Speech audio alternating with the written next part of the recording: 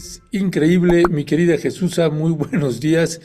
Este halcón, Christopher Landau, que pues como embajador fue una cosa, ahora pues en este nuevo cargo que tiene en la presidencia de Donald Trump, pues es otro, mi querida Jesusa. Buenos días, bienvenida. ¿Qué tal? Muy buenos días, Ernesto, Violeta. Un saludo al auditorio. Pues mira, no es de extrañar luego de lo que vimos con el gobierno de Donald Trump de atacar a las universidades, a Harvard, de atacar, de pretender expulsar también a estudiantes extranjeros. Entonces, ellos van con todo lo que les signifique un ataque a su política y ellos no ven la parte necesaria de las universidades o quizá justamente lo que ven es que las universidades son unas zonas donde pues el pensamiento, donde existe la libertad en la mayoría de ellas, pues, por no decir en casi todas, ¿no? O en todas, y estas ayudan a generar personas críticas, personas que se dan cuenta. Y este ataque a la UNAM no es nada extraño por parte de Christopher Landau, lo que sí es totalmente antidiplomático, políticamente incorrecto, pero ya vimos que el gobierno norteamericano en esta nueva administración no tiene límites, no conoce la diplomacia, ni tampoco conoce las leyes, ¿no? Y entonces para ellos hablar en contra de las universidades de esa manera tan a la ligera forma parte de su nueva forma de gobierno, ¿no? Creo que a mí no me extraña. eh, Creo que no es algo que tendría que tomarse en cuenta para que la UNAM y otras universidades sigan siendo espacios donde se cuestione la política exterior de Estados Unidos, pero sí debiera, creo yo, la presidenta de México asumir un papel en este caso y pedir el respeto irrestricto a nuestras instituciones, ¿no? Sea la UNAM o sea cualquier otra. Muchísimas gracias, Jesús. Muy buenos días. Yo no te había saludado. Gracias que Buenos estamos días. aquí. Sí. Jesús, y bueno, pues le mandamos también un fuerte saludo a Héctor, que está por allá. Está ¿dónde está? Venezuela, ¿no? Venezuela, sí, iba a decir en Nicaragua, ¿no? Está en Venezuela, sí. Le mandamos un fuerte abrazo hasta allá y ya lo esperamos para tener la mesa autónoma. Así es. El próximo viernes ya lo necesitamos. Ya lo necesitamos también, sí, querida Jesús. Querida Jesús, pues entonces, si estás de acuerdo, podemos también tejerle a esto lo que está pasando para irnos de lo internacional a lo internacional, lo que está pasando entre Israel e Irán y también la participación que está teniendo Estados Unidos. Incluso, pues decidió abandonar el G7 Donald Trump porque dijo, tengo que tomar una decisión importante y ahora hemos visto estas declaraciones que va a tomar una decisión si en 2 semanas, durante estas 2 semanas, si interviene o no interviene, pues cuando vemos que está completamente metido también en esto. ¿Qué decir? ¿Cómo analizarlo? ¿Cuáles serían los ángulos que tú pondrías como centrales? Mira, a mí me pareció cuando se retiró, efectivamente, en ese momento se habían intensificado los ataques, pero me pareció un poco más como pretexto de salirse y no enfrentar a quienes a quienes estaban en el grupo, no hablar del tema y seguir actuando de manera unilateral. Es decir, no voy a dar explicaciones, no me voy a poner al nivel de ellos, de explicarles, yo soy superior, yo decido las cosas, porque a final de cuentas no hizo nada.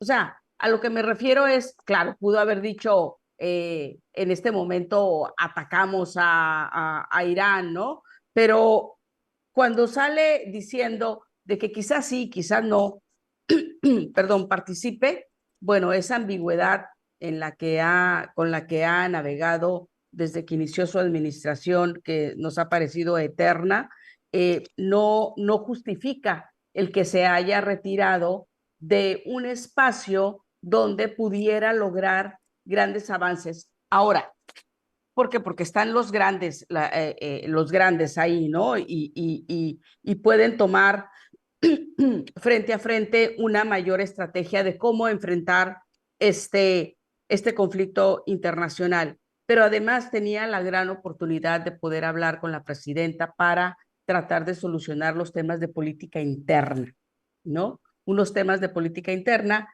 que más bien parecieron provocación. Cierto que las manifestaciones han sido de manera espontánea, todo lo que sucedió el sábado pasado, ya el propio Ernesto dio cuenta de ello y lo testificó, pero pareciera que las partes más violentas o las partes más exhibicionistas, por llamarlo así, donde está la bandera, las quemas y todo esto, pareciera que fue totalmente armado, ¿no? O sea, no se ven de una manera natural. ¿Por qué? Porque en el resto estaban de manera pacífica, ¿sí? Y las manifestaciones han sido pacíficas. Entonces, de repente uno llega a pensar, ¿no fue esto un pretexto de incendiar también la parte y utilizar a los latinos, incendiar la parte local, o sea, el propio Estados Unidos, la política interna, para desviar un poco la atención de lo que está ocurriendo en Gaza, ¿no? Bajarlo de los titulares, que finalmente hoy los titulares tendrían que ser Irán contra Israel, Israel contra Irán, y una segunda bajada, como decimos en el periodismo, sobre Gaza. Ya sé que yo he dicho que le damos demasiado a Gaza, pero creo que sí es bueno estar hablando de Gaza, aunque no darle todo el tiempo, porque también hay cuestiones internas de nuestro país, pero lo cierto es que mientras está centrando la atención en cuando se centró la atención en los problemas de Estados Unidos con los latinos, Gaza empezó a hacer un poquito, a bajar de tono en los medios de comunicación. Y luego cuando se da este conflicto, el ataque de Israel contra Irán, bueno, casi desaparece, ¿no? Más bien tú lo puedes encontrar en las redes sociales, pero ha disminuido mucho. Entonces, yo no sé si tiene que ver muchísimo con una política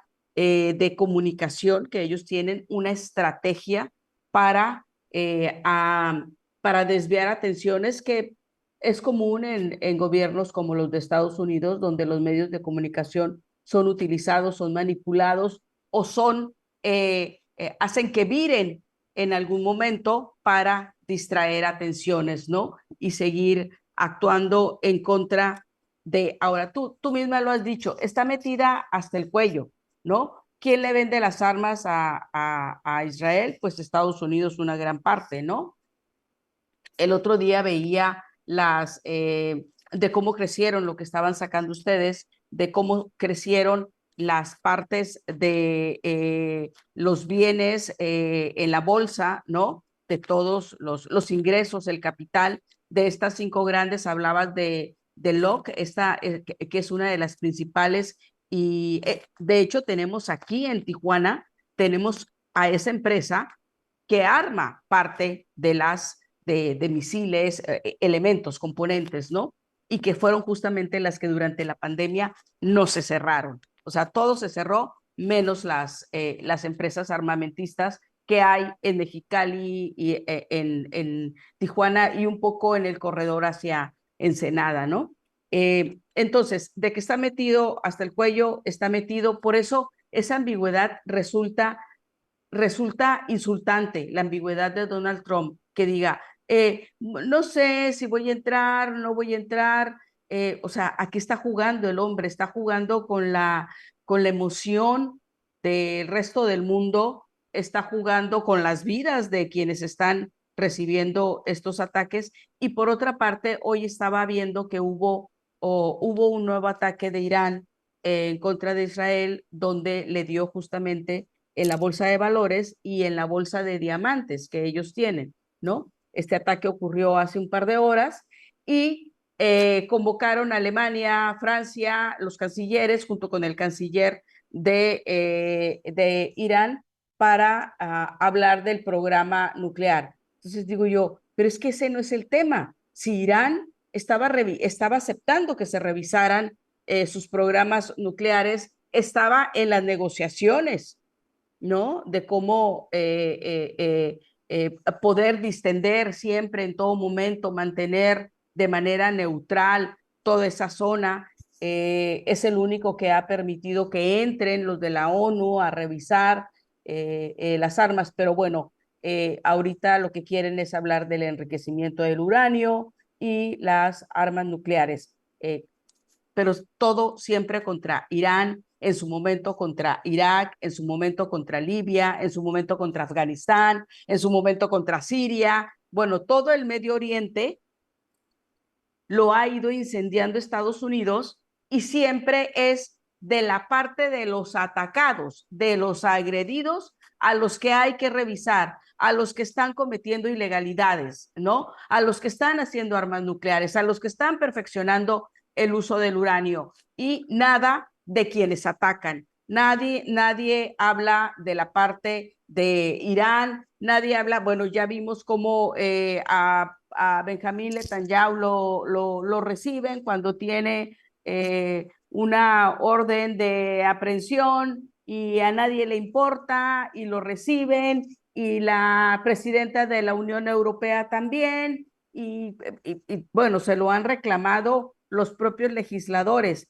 Pero aquí lo curioso es cómo los legisladores, yo pensé que esto nada más ocurría en México, de que los legisladores, sean senadores o diputados, como en el caso de México, los parlamentarios de otros países, como realmente no tienen influencia, o sea, es lo que decida la presidenta de la Unión Europea, es lo que decida Donald Trump, es lo que decida Israel. Estaba leyendo también por ahí, no sé, me gustaría que ustedes me aclararan, sobre todo Ernesto, que estaba más metido en este tema, si cuando se ataca Israel a Irán, en ese momento el Parlamento de Israel iba a revisar si continuaba o no Netanyahu. Esa pregunta. ¿Sí? Sí, Bueno, sí, sí. Es más, el día que se iba a llevar precisamente la asamblea en el Parlamento para tomar esa decisión, ese día fue que atacó Netanyahu a Irán. ok, entonces yo ya desvié, o sea, yo Netanyahu ya desvié la atención y recordemos que ha tenido también algunos señalamientos de corrupción. Además, lleva muchísimos años este señor en el poder, destrozando toda la parte de sus vecinos, ¿no? Pero es nuevamente la política de distracción en algunos momentos, ¿no? Entonces, ¿cómo?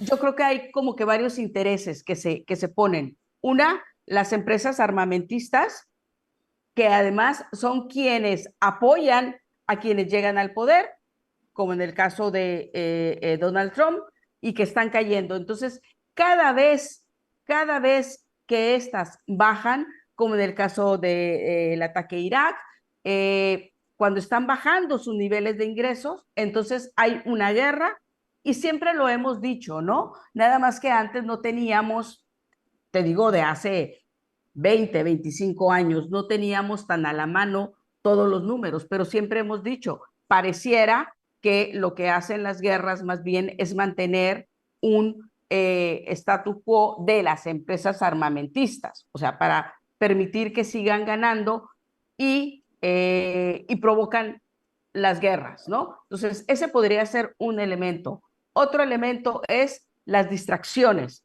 que hay, como estas tanto de Donald Trump, de no solucionar, cuando tenía a la presidenta Sheinbaum, de hablar cara a cara, de hablar de las reglas, ¿no? El tema de la política interna de los latinos, de los mexicanos, el tema de los migrantes, las agresiones, los insultos que ya habían venido ocurriendo, y también lo de Netanyahu, que ya estaba a punto de que fuera revisada su gestión, y entonces ocurren estas cosas. Claro que también existe el componente de los intereses en cada uno de los territorios. No por nada, Estados Unidos es uno de los países que tiene mayores bases montadas totalmente sobre Medio Oriente desde hace décadas. O sea, no me importa si es republicano o demócrata, siempre están ahí las bases, siempre están amenazantes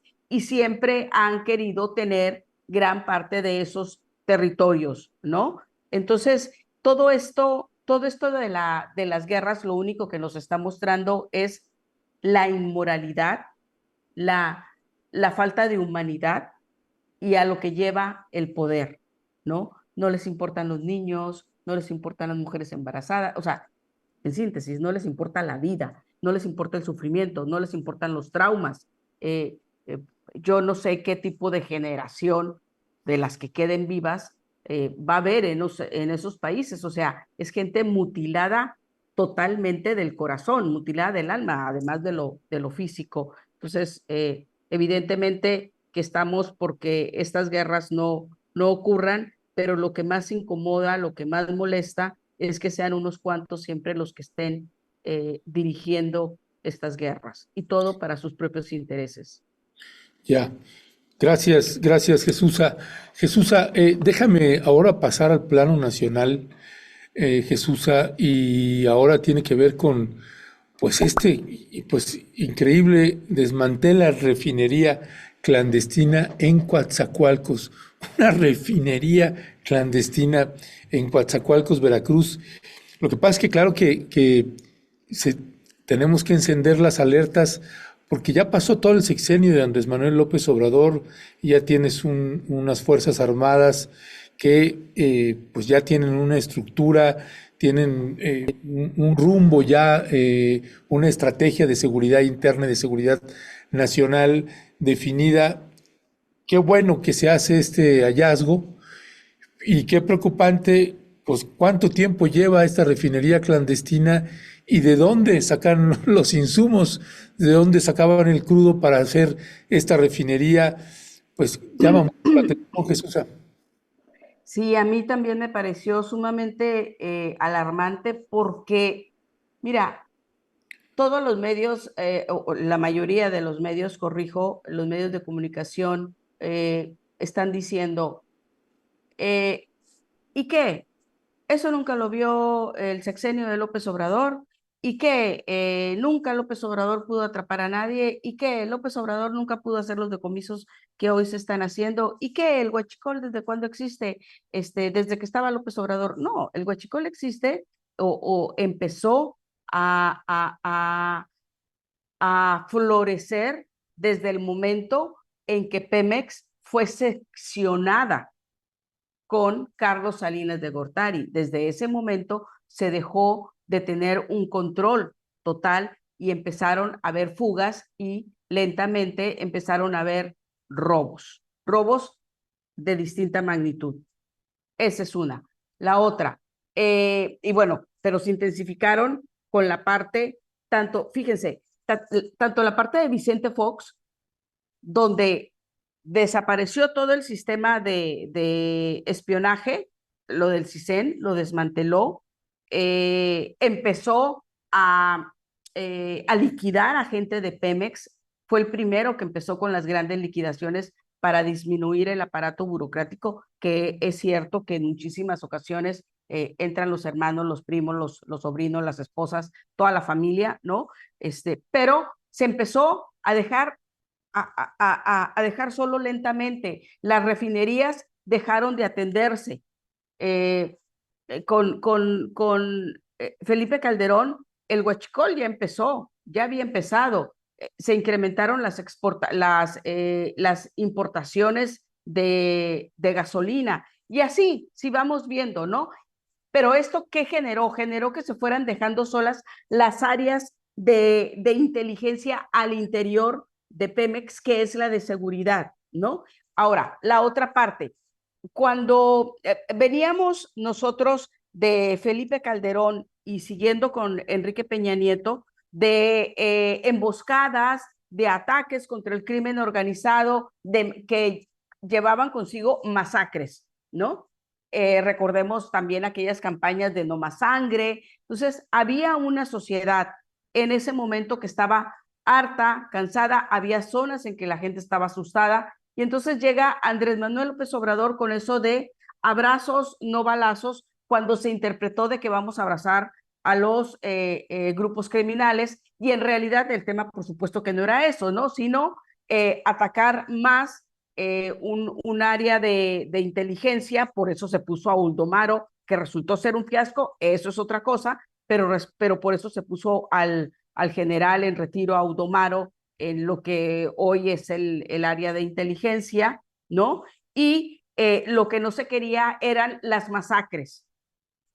Eso era lo que sintetizaba el abrazos no balazos, no que se dejaran, ¿no? Y entonces por ejemplo, yo que voté por Andrés Manuel, yo decía, está bien esa política de no enfrentamientos sin un lado B, o sea, una estrategia B de qué es lo que va a ocurrir, y lo que puede ocurrir es que mueran civiles, que el crimen organizado se vaya como el efecto cucaracha. Entonces yo decía, está bien, pero lo que fuimos viendo a lo largo del sexenio fue que la gente que Andrés Manuel puso en el área de seguridad pública no le respondió. O dígame a alguien cuál fue el resultado de Alfonso Durazo, una persona que no sabía absolutamente nada, nada de seguridad pública, ¿no? Y que lo único que hizo fue un trampolín para luego irse como candidato a la gubernatura.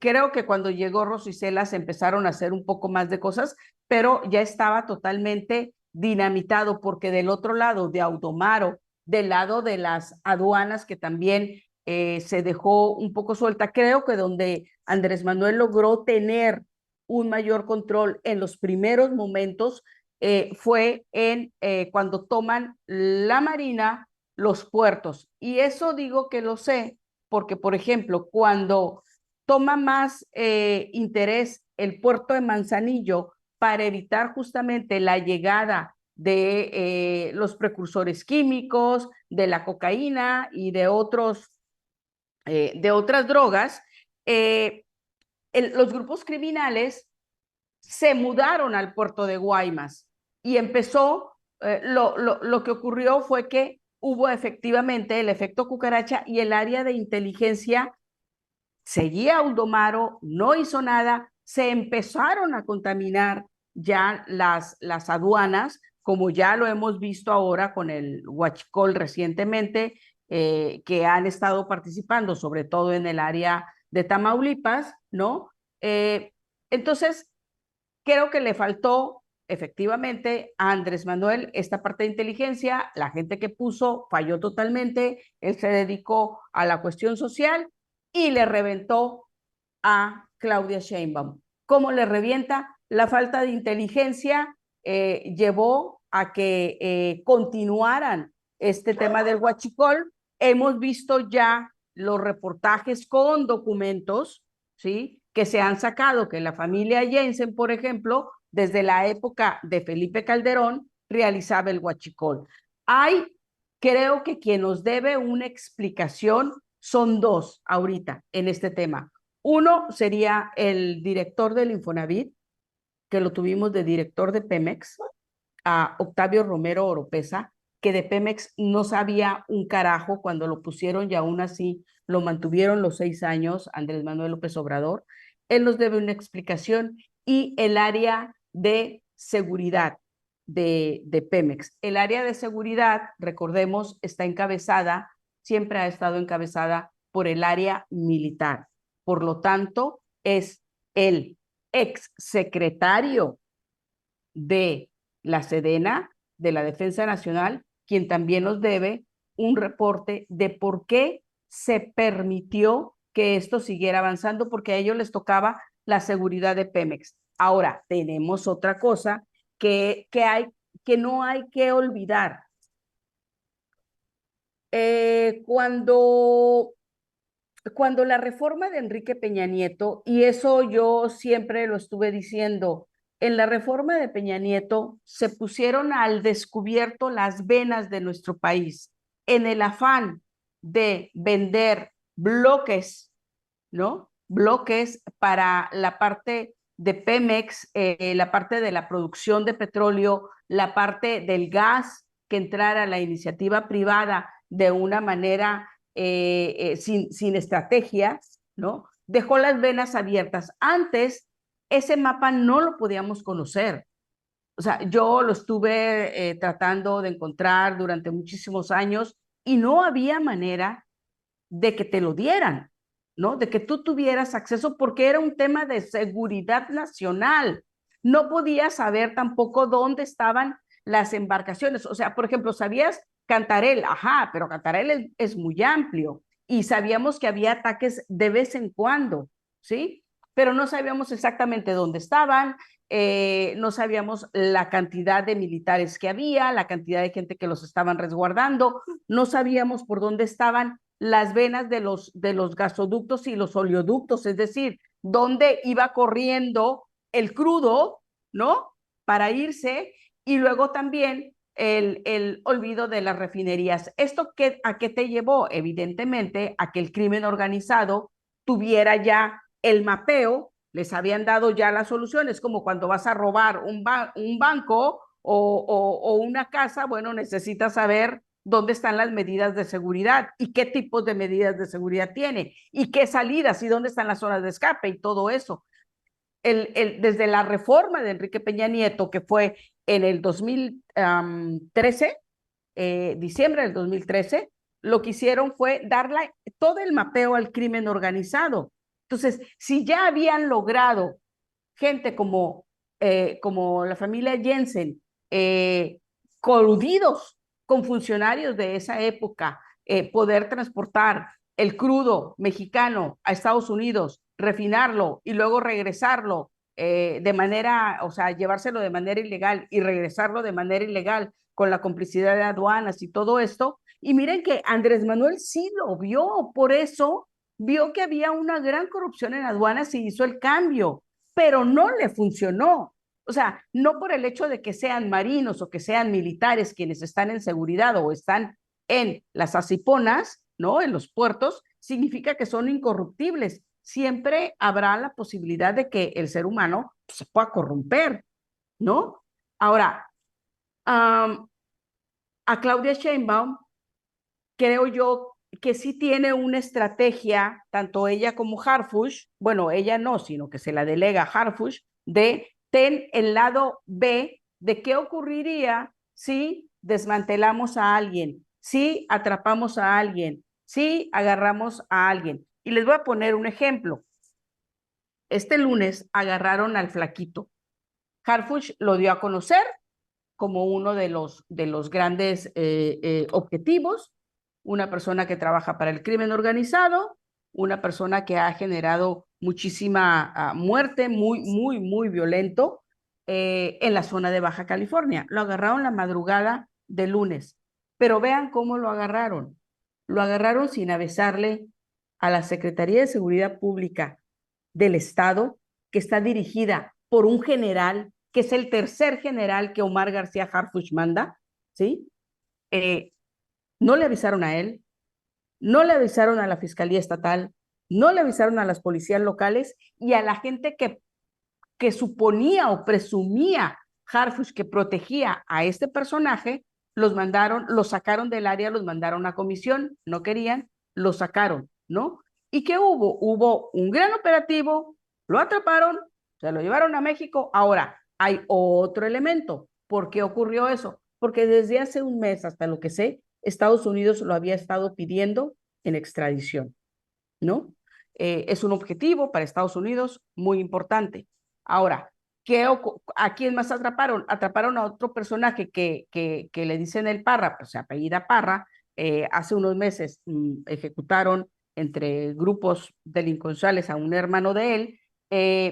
A él también lo agarraron en la zona de San Felipe, donde están los hijos de Joaquín Guzmán Loera, que tienen toda el área de San Felipe, de ese mar, ¿no? Que lo controlan y lo atraparon. Lo que yo sé, justamente ayer me lo decían unas personas de las autoridades locales, es que va a salir en unos días. ¿Por qué va a salir? Ahí sí participaron las autoridades locales.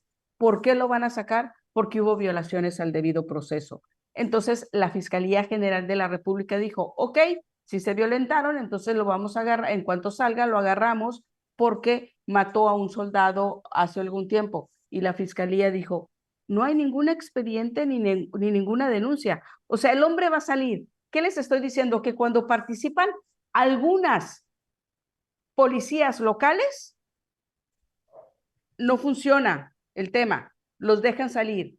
Esos son las partes con las que tiene que luchar el gobierno federal, ¿sí? Cuando hoy vemos que sí está habiendo una detención o grandes descubrimientos de laboratorios, que se toma el huachicol, pero curiosamente no tenemos ningún detenido y tenemos esta parte donde queda endeble y es lo que nos preocupa, que es lo de la refinería. ¿Por qué? Porque está en Coatzacoalcos, o sea, Coatzacoalcos es el puerto de donde llega todo el crudo de Cantarell, el crudo de todas las zonas petroleras, ¿no? Del Golfo de México. Y de ahí se extiende por estas venas que les decía a las distintas zonas hacia donde va, ¿no? Y entonces resulta que una refinería con 500,000 litros está laborando con el peligro de generar, con todas las medidas de seguridad fuera del alcance de ellos, con el peligro de una explosión, de perder vidas y que esté, no estaba a la vista de todos, pero sí que esté en una zona donde no se está vigilando. O sea, esto lo único que nos está demostrando es que pues, hay una parte que se le está yendo a Harfush, ¿no? Que, que tiene que tener mayor atención porque sigo creyendo que quienes ayudan a los narcotraficantes o al crimen organizado, pues es la gente que está adentro de Pemex. De ahí que yo digo que Romero Oropesa tendría que darnos una explicación. Y no es que los demás directores como Suárez Coppel o todos los demás que ha habido en sexenios anteriores supieran. Siempre ha sido un puesto que se da a los amigos y en este caso a Octavio Romero Oropesa sí se lo dieron por amigo, ¿sí? Porque yo tengo la prueba cuando cubría la Cámara de Diputados que Octavio Romero Oropesa cobraba sin ir, jamás fue a la Cámara de Diputados y cobraba como asesor, ¿no? Entonces, ha sido una persona que nunca ha, hasta lo que yo sé en los puestos que ha ocupado, nunca ha sido por su conocimiento del tema, ¿no? Sino porque es amigo. Entonces, él sí nos debe una explicación. Harfush podemos decir, pues es lo que le tocó, es con lo que se enfrentó. Es como cada presidente que llega en cada sexenio se topa con un sinfín de cosas, ¿no? Entonces, hay una parte que sí nos está preocupando, sí nos está alarmando, porque cuántas otras como esta pequeña refinería puede existir.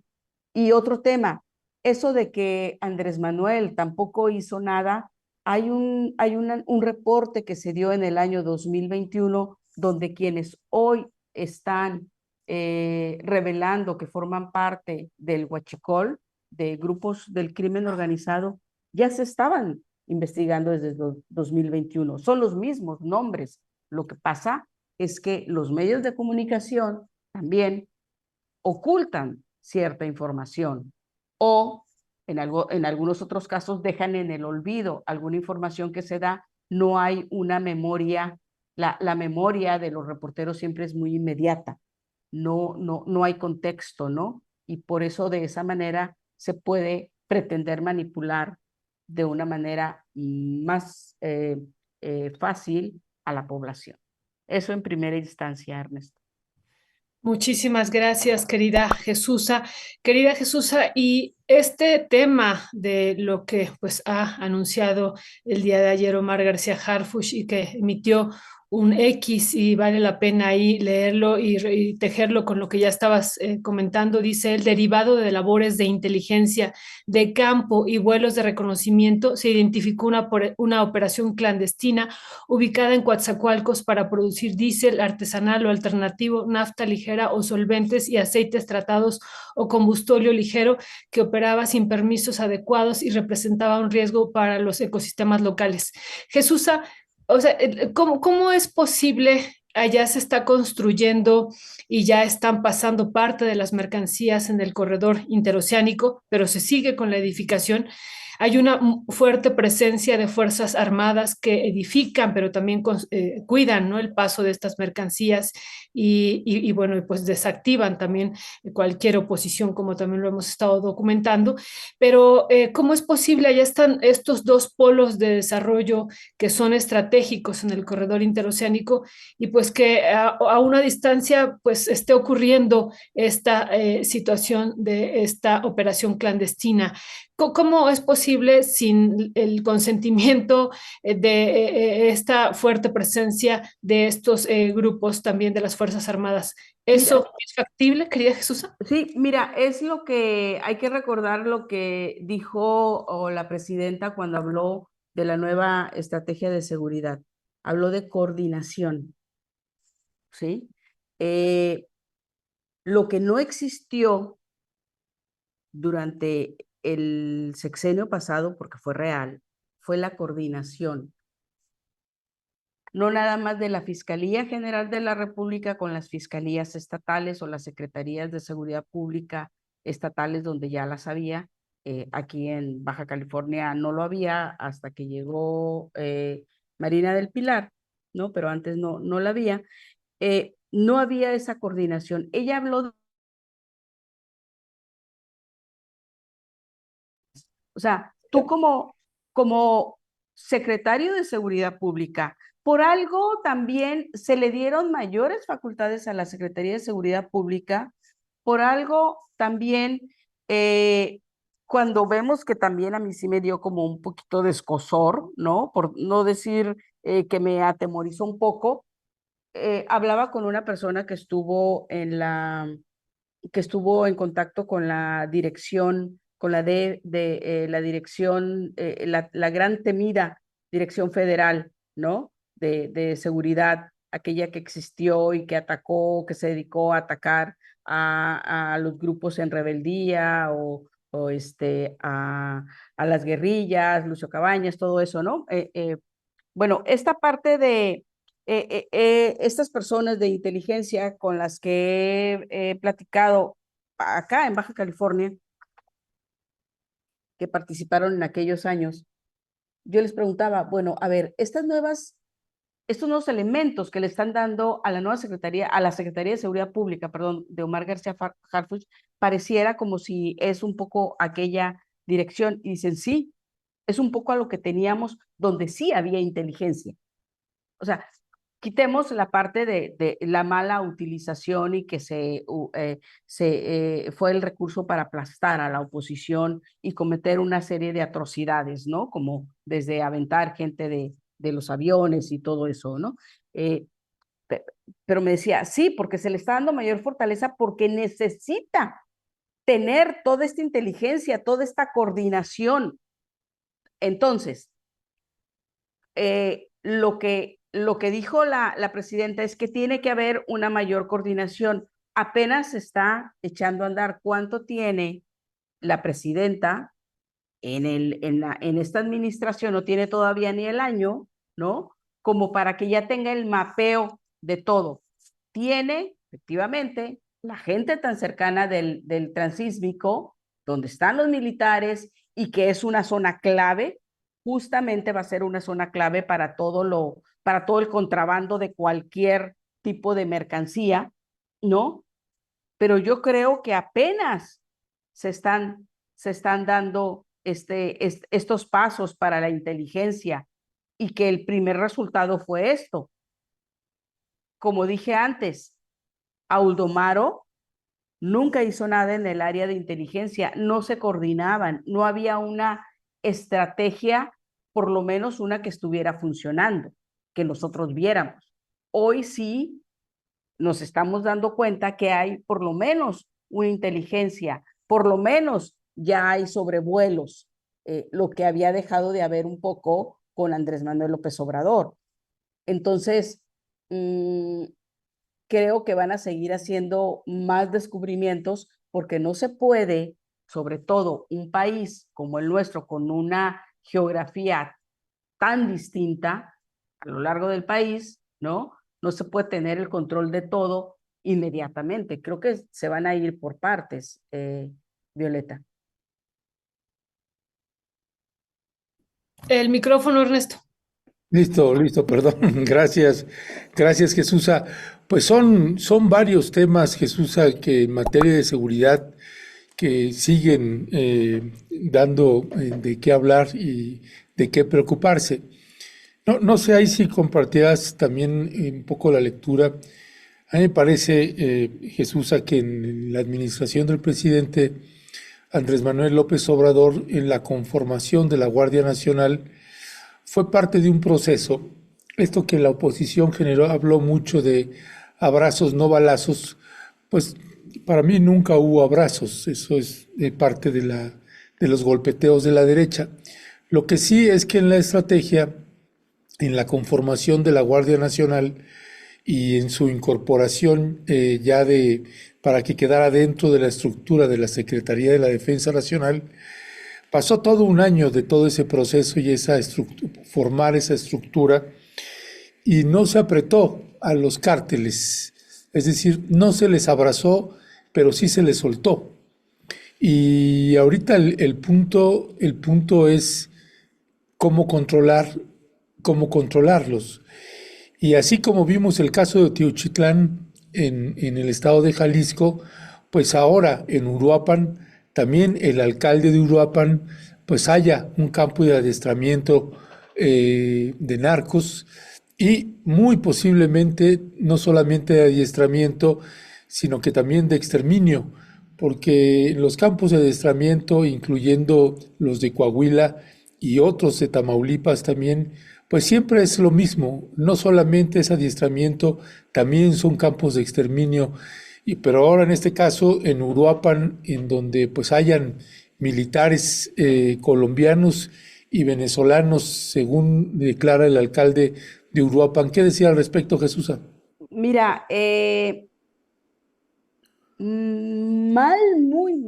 muy mal por el gobernador de Michoacán, que no se están, ese es el problema, que no quieran aceptar la realidad por un tema de afectación al partido gobernante, ¿no? Creo que eso es lo que hay de fondo. Por eso no se acepta. Y en lugar de decir, efectivamente, tenemos un grave problema en Michoacán, tenemos un grave problema en Guerrero, y lo de Michoacán no es nuevo. Recordemos hace un par de semanas lo de las minas, y se dijo que esas minas fueron puestas por colombianos, ¿no? Donde murieron varios militares. Y luego tenemos esta parte donde un presidente municipal dice, voy con todo, ¿no? Y lo mismo saca videos donde están atrapando a un joven que se roba las motos, ¿no? Que esta vigilancia que él está haciendo, y detecta un centro de adiestramiento, le dicen que no y tiene que sacar el video, ¿no? El video de un teléfono que se encontró en la zona.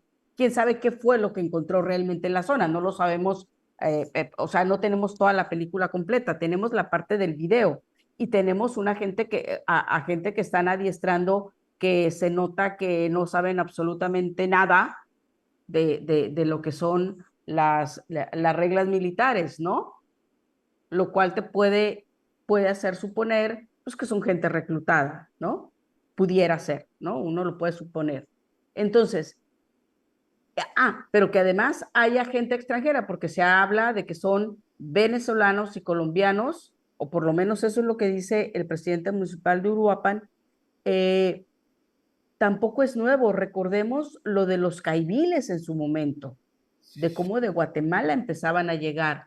También de los caiviles yo creo que empezamos a escuchar, bueno, hace décadas, ¿no? Pero recordarás, Ernesto, en el 94, cuando el ejército, también hablábamos de que las guardias blancas, en aquel momento, ¿no? O sea, las guardias blancas que eran los matones que contrataba los caciques, los ganaderos, ¿no? También se dijo que muchos estaban siendo entrenados por los caiviles, o sea, los que venían de Guatemala, militares, pues, que fueron entrenados, militares de élite. Entonces, si ya tenemos esa experiencia, que no es de ahorita, es de décadas, de muchísimo, muchísimo tiempo atrás, bueno, hay que poner el foco ahí, no hay que negarlo, ni tampoco hay que negar, ahí sí, por parte de la presidenta, pareciera de repente que le reclama al presidente municipal que esté diciendo lo que dice, que él va a seguir, ¿no? Pero no responde a la parte de cuando el presidente municipal dice, no nos dejen solos. O sea, detrás de los cerros, en los cerros, están. No vengan, y hay algo muy importante que dice, ¿eh? Dice, no vengan a las ciudades, a la zona urbana o a las comunidades nada más, váyanse más adentro, que es donde están, es donde viven, es donde se entrenan, ¿no? Vayan al fondo. Es una parte que asusta, ¿no? Pero más asusta ver videos como el de Guerrero, donde están pasando un video, una comunidad que se encierra en una habitación donde hay niños, hay mujeres, y están pidiendo a gritos que vaya la Guardia Nacional, que vaya el ejército a protegerse. Eso fue en Guerrero, tengo entendido, ¿no? Y casos como estos creo que van a seguir hasta en tanto Omar García Harfuch y fíjense lo que les voy a decir, que me van a bulear, y Estados Unidos, ¿sí? Que tienen el mapeo, Estados Unidos tiene el mapeo de lo que ocurre aquí con toda su gran tecnología, sigan colaborando. Como lo que dije, lo del flaquito que se detuvo fue a petición de Estados Unidos. Y se dijo, bueno, pero las policías locales en México, las policías locales, dijo Omar García Harfuch, están contaminadas en esa zona, vamos a sacarlas y vamos a trabajar juntos, ¿no? Tú me dices exactamente dónde está y yo voy y lo atrapo, ¿ok? Bueno, lo mismo acá, porque como tú dices, no creo que sea el único centro de adiestramiento, sobre todo en esas zonas, Michoacán, Guerrero, Sinaloa, Tamaulipas, Zacatecas. Yo creo que Zacatecas nos va a empezar a dar próximamente sorpresas o noticias de este tipo, ¿no? Entonces creo que como mucha gente ha dicho, ¿no? Si la presencia de Estados Unidos sirve para esa parte, bienvenida, que sea coordinada y que sea sin violación a la soberanía, por supuesto, ¿no? Y en acuerdo total con el gobierno de México. Eso es lo que tendría que haber estado hablando Donald Trump también en el G7 con la presidenta Claudia Sheinbaum, ¿no? Pero el presidente municipal de Uruapan, la verdad es que sí es de admirarse lo que está haciendo, es como lo que hacía también Mireles, sin ser autoridad. Es decir, que te enfrentas, finalmente tú haces lo que tiene que hacer la federación, porque no hay elementos suficientes, porque no lo consideran un foco de violencia continua o un foco de atención, o porque haya un acuerdo, porque yo no dudo, y vuelvo a lo mismo, yo no dudo que haya zonas donde esté el ejército, que haya acuerdo con los grupos criminales. ¿no? O sea, si la Sedena no es impoluta, la Marina no es impoluta, siempre habrá gente que tenga la tentación de corromperse o que sea obligado, ¿no? Entonces, pues van a seguir surgiendo estos. No sé si se vayan a descubrir campos de exterminio, como tú dices, Ernesto, no lo podría suponer, pero sí creo que se van a seguir encontrando fosas, por lo menos en otras partes, ¿no? O sea, como lo dijo Solalinde desde el 2014, cuando ocurrió lo de los muchachos, la desaparición de los muchachos de Ayotzinapa. México es una gran fosa. Muchísimas gracias, querida Jesús. Pues tenemos que cerrar la mesa. Son las 11:12, querida Jesús. Y dijimos la otra vez, el pasado encuentro de la Mesa Autónoma, Jesús tiene 2 horas para exponer.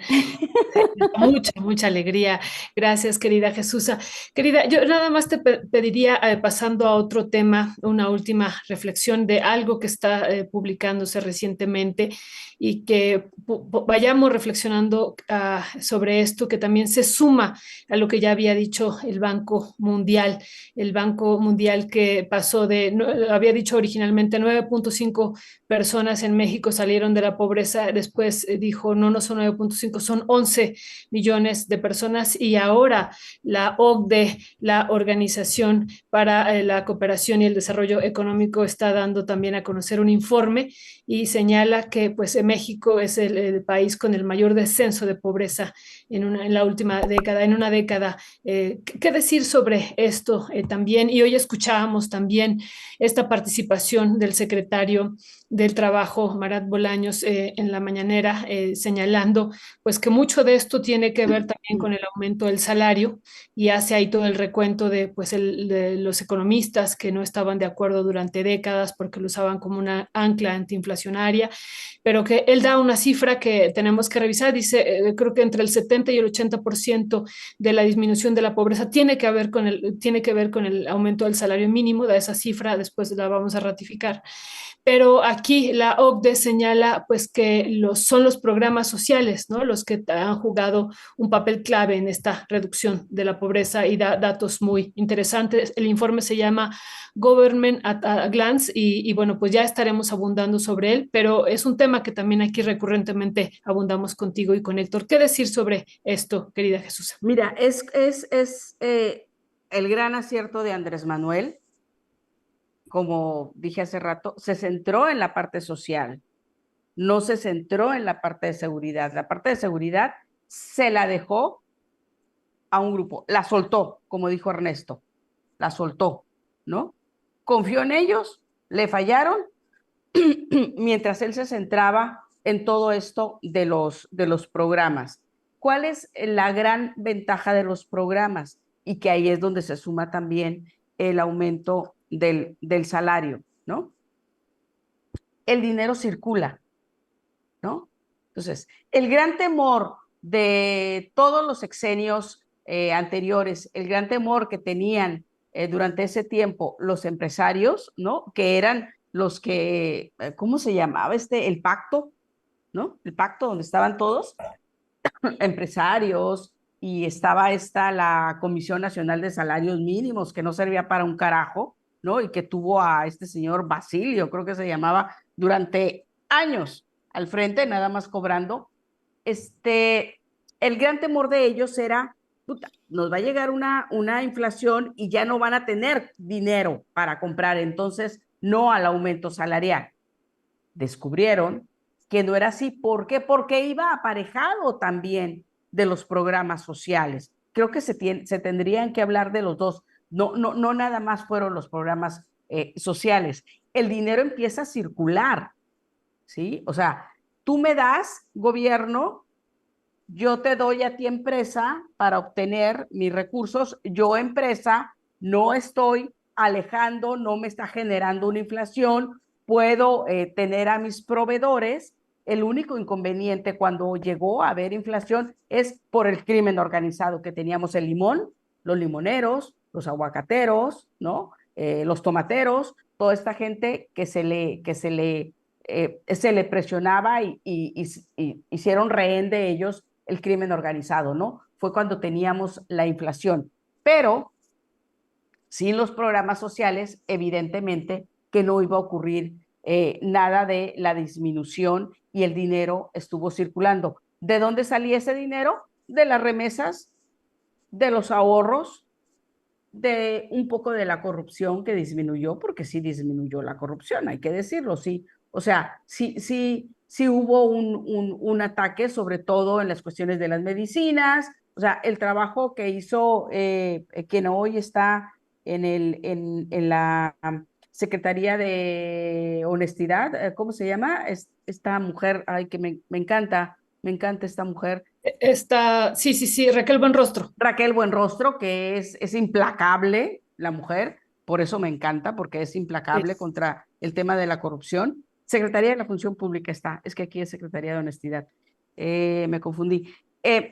Creo que sin todos estos ataques que hubo, corrupción, el que se lograra el pago de impuestos de grandes empresas, que ya próximamente parece ser que viene lo de Salinas, ¿no? De Electra y todo esto, Salinas Pliego, que tiene que pagar los 2,000 millones que se clavó de ISR.